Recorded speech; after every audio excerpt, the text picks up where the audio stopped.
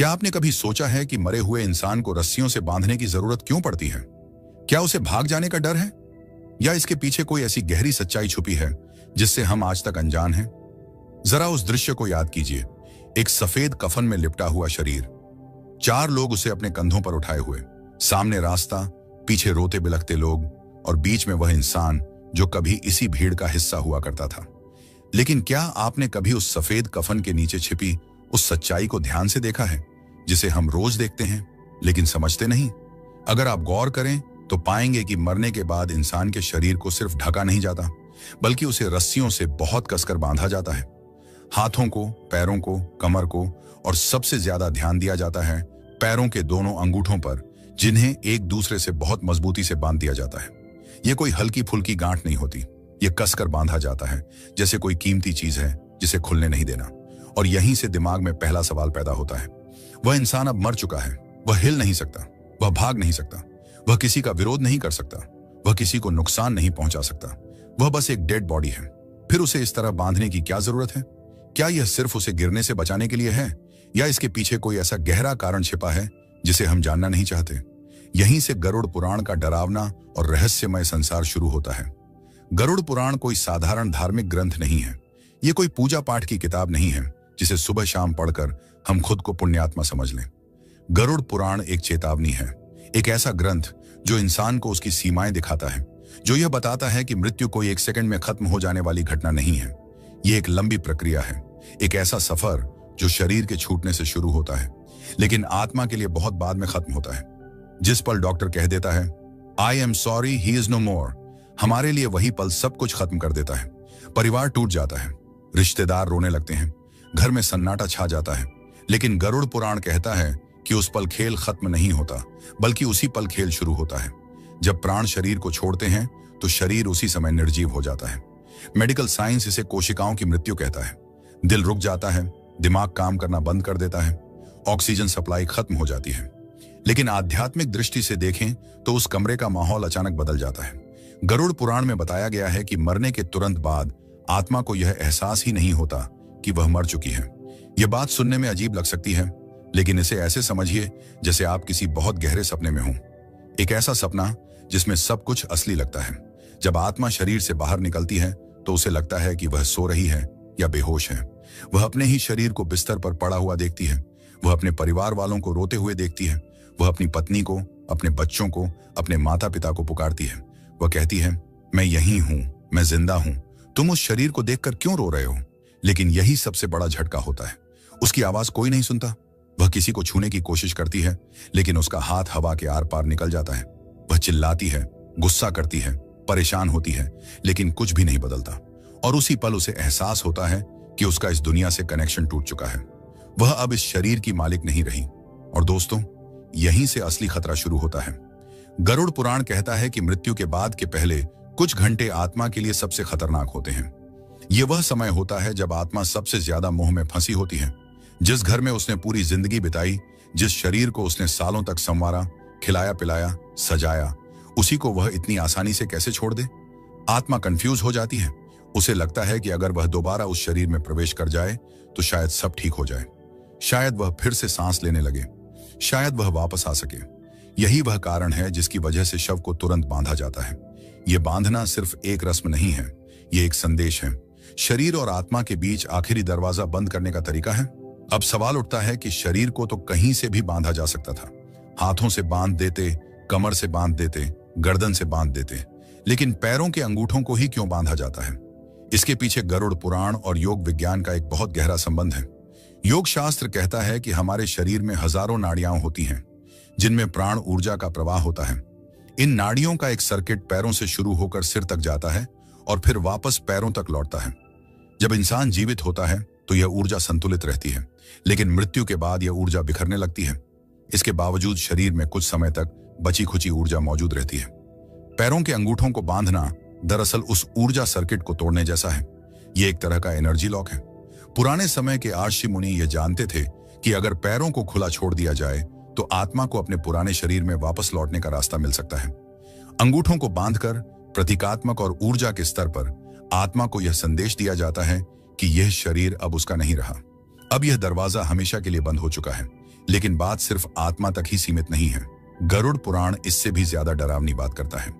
प्रेत कल्प अध्याय में एक ऐसी चेतावनी दी गई है जिसे सुनकर आज भी लोग डर जाते हैं। शास्त्र कहता है कि यह ब्रह्मांड सिर्फ वही नहीं है जो हमें दिखाई देता है। हमारे आसपास इसी हवा में कई ऐसी शक्तियां मौजूद हैं जिन्हें हम देख नहीं सकते। अतृप्त आत्माएं, प्रेत, पिशाच या नकारात्मक ऊर्जा, नाम कुछ भी हो, लेकिन इनका अस्तित्व माना गया है। एक ताजा मृत शरीर यानी फ्रेश डेड बॉडी इन शक्तियों के लिए सबसे आसान लक्ष्य होता है। सोचिए एक खाली घर की।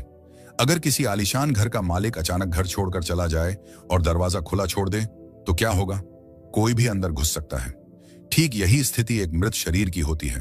असली मालिक यानी आत्मा भ्रम और मोह में भटक रही होती है और शरीर खाली पड़ा होता है। शास्त्रों के अनुसार अगर इस शरीर को बिना सुरक्षा के छोड़ दिया जाए तो कोई दूसरी शक्ति उसमें प्रवेश कर सकती है। इसे प्रकाया प्रवेश कहा जाता है। इसी डर की वजह से शव को रस्सियों से, खासकर सुतली या नारियल की रस्सी से बांधा जाता है और बांस की अर्थी पर रखा जाता है।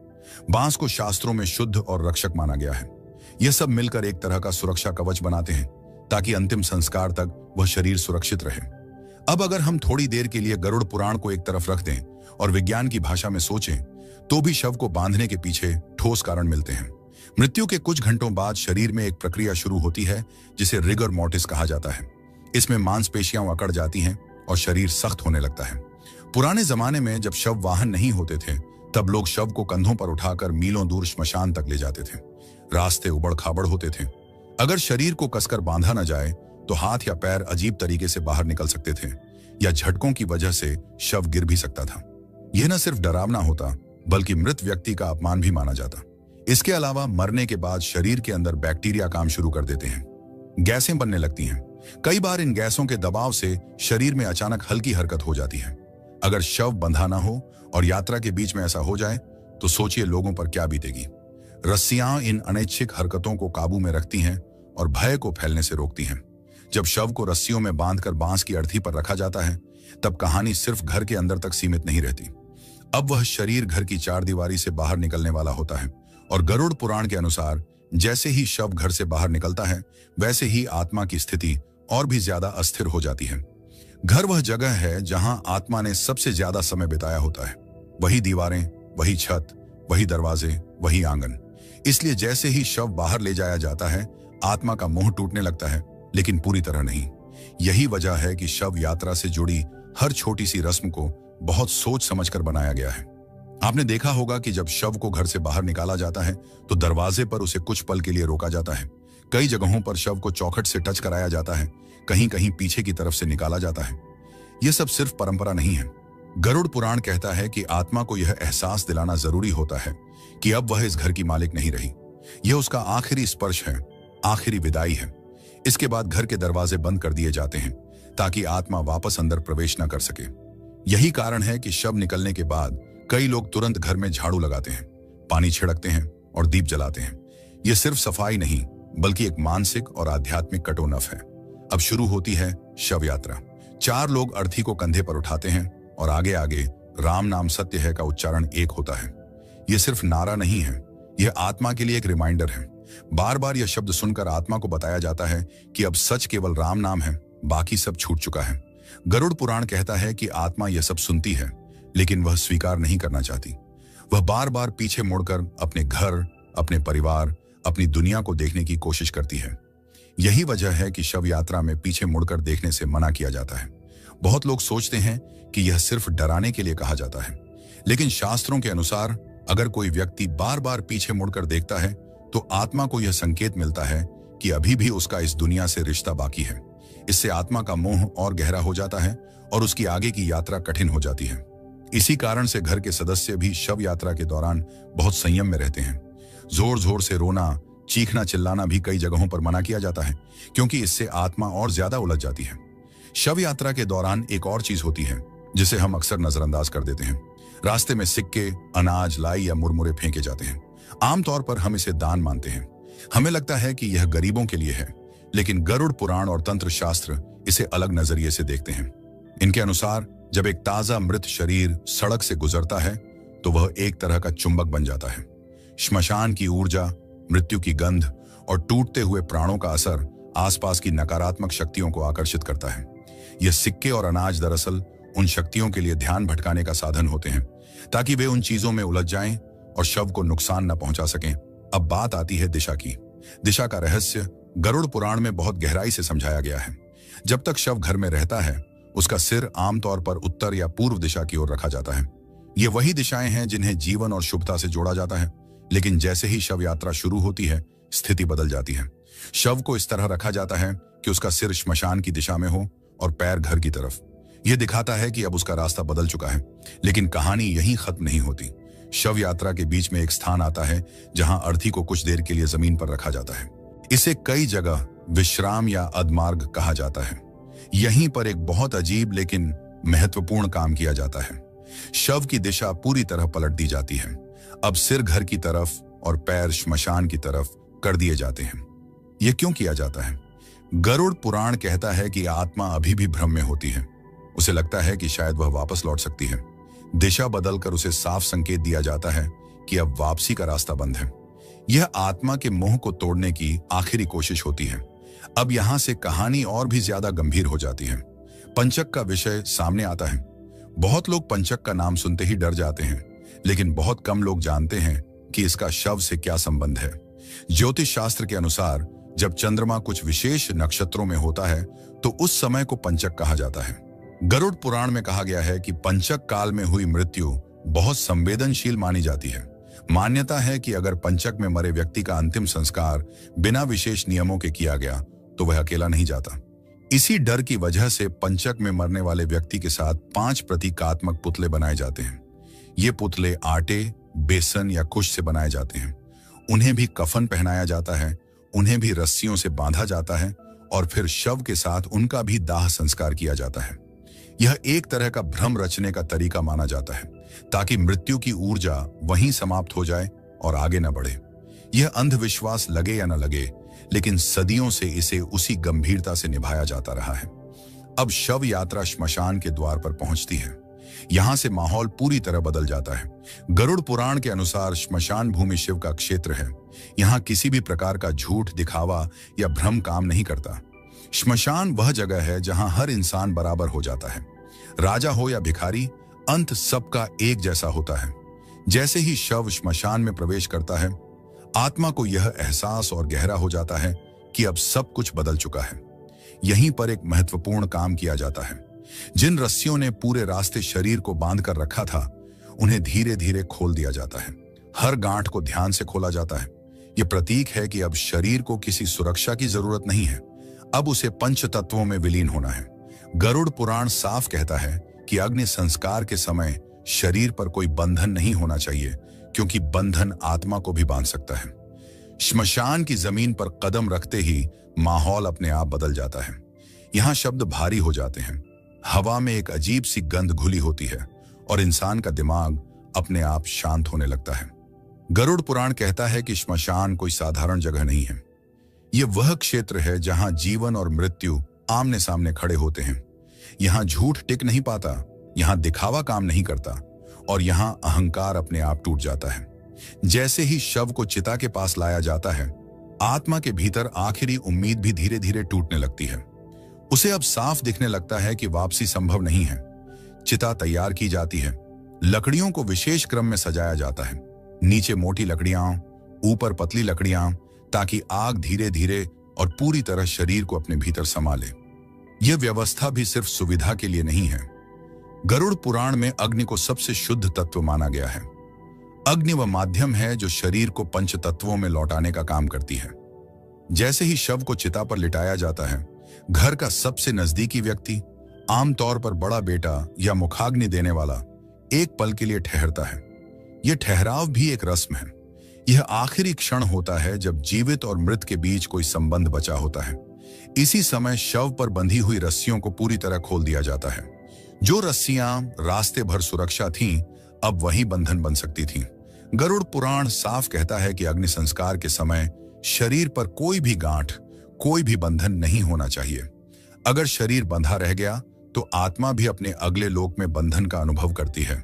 इसलिए कफन की गांठें भी खोली जाती हैं, रस्सियां भी हटाई जाती हैं और शरीर को पूरी तरह मुक्त अवस्था में अग्नि को सौंप दिया जाता है। अब आता है वह क्षण जिसे देखकर अक्सर लोग नजरें फेर लेते हैं, मुखाग्नि। जब आग शरीर को छूती है तो वह सिर्फ लकड़ी और मांस को नहीं जलाती, वह रिश्तों को भी जलाती है। वही शरीर जिसे कभी सजाया गया था अब धीरे धीरे जलने लगता है। गरुड़ पुराण कहता है कि इस समय आत्मा बहुत पास होती है। वह देखती है कि उसका पुराना घर नष्ट हो रहा है। यही कारण है कि कई लोग कहते हैं कि श्मशान में मन भारी लगता है, दिल बैठने लगता है। यह सिर्फ भावनाएं नहीं हैं, यह उस आत्मा की पीड़ा का असर भी माना गया है। जैसे जैसे आग तेज होती है, शरीर के अलग अलग हिस्से जलने लगते हैं, लेकिन एक हिस्सा ऐसा होता है जो सबसे आखिर में जलता है, खोपड़ी। मानव खोपड़ी शरीर की सबसे सख्त हड्डियों में से एक होती है और यहीं से शुरू होता है गरुड़ पुराण का सबसे डरावना और सबसे गलत समझा गया अध्याय, कपाल क्रिया। जब चिता आधी जल चुकी होती है तब घर का कोई सदस्य एक बांस का डंडा उठाता है और जलती हुई खोपड़ी पर जोर से प्रहार करता है, उसे तोड़ देता है। जो लोग बाहर से देखते हैं उन्हें यह क्रूर लगता है। उन्हें लगता है कि कोई अपने ही पिता, भाई या बेटे के सिर पर डंडा कैसे मार सकता है, लेकिन गरुड़ पुराण इसे क्रूरता नहीं, करुणा मानता है। योग शास्त्र के अनुसार मानव शरीर में 7 चक्र होते हैं और सबसे ऊपर सहस्रार चक्र होता है, जिसे ब्रह्मरंध्र भी कहा जाता है। योगी और सिद्ध पुरुष इसी द्वार से अपने प्राणों को बाहर निकालते हैं, लेकिन सामान्य इंसान के प्राण अक्सर निचले द्वारों से निकलते हैं और उसकी चेतना सिर के हिस्से में फंसी रह सकती है। गरुड़ पुराण कहता है कि कभी कभी आत्मा शरीर जलने के बाद भी अपने अहंकार, अपनी पहचान और अपनी यादों से पूरी तरह मुक्त नहीं हो पाती। वह उसी खोपड़ी के आसपास भटक सकती है। कपाल क्रिया उस आखिरी ताले को तोड़ने का कार्य है। यह आत्मा को यह संदेश देता है कि अब यह घर भी पूरी तरह नष्ट हो चुका है, अब यहां रुकने का कोई कारण नहीं है। यह एक तरह से आत्मा को जबरदस्ती आगे की यात्रा पर धकेलने की प्रक्रिया है। अगर हम इसे विज्ञान की नजर से देखें तो भी कपाल क्रिया का कारण साफ है। खोपड़ी के अंदर मस्तिष्क और तरल पदार्थ होते हैं। आग की गर्मी से अंदर भाप बनती है और दबाव बढ़ता है। अगर खोपड़ी को न तोड़ा जाए तो वह फट सकती है और जलते हुए टुकड़े चारों तरफ फैल सकते हैं, जिससे पास खड़े लोगों को नुकसान हो सकता है। इसीलिए यह क्रिया सुरक्षा के लिहाज से भी जरूरी मानी जाती है। जब चिता पूरी तरह जल जाती है और शरीर राख में बदल जाता है तब बहुत लोग मान लेते हैं कि सब खत्म हो गया, लेकिन गरुड़ पुराण कहता है कि यह तो सिर्फ भौतिक अंत है। आत्मा की यात्रा अब एक नए चरण में प्रवेश करती है। शरीर के नष्ट होते ही आत्मा पूरी तरह वायवीय रूप में रह जाती है। उसके पास अब कोई स्थूल शरीर नहीं होता, न हाथ, न पैर, न आंखें, न मुंह, लेकिन चेतना बनी रहती है, स्मृतियां बनी रहती हैं, भूख और प्यास का अनुभव बना रहता है। इसी अवस्था को गरुड़ पुराण सबसे पीड़ादायक मानता है। आत्मा न खा सकती है, न पी सकती है, न किसी से बात कर सकती है। वह श्मशान और अपने घर के आसपास भटकती रहती है।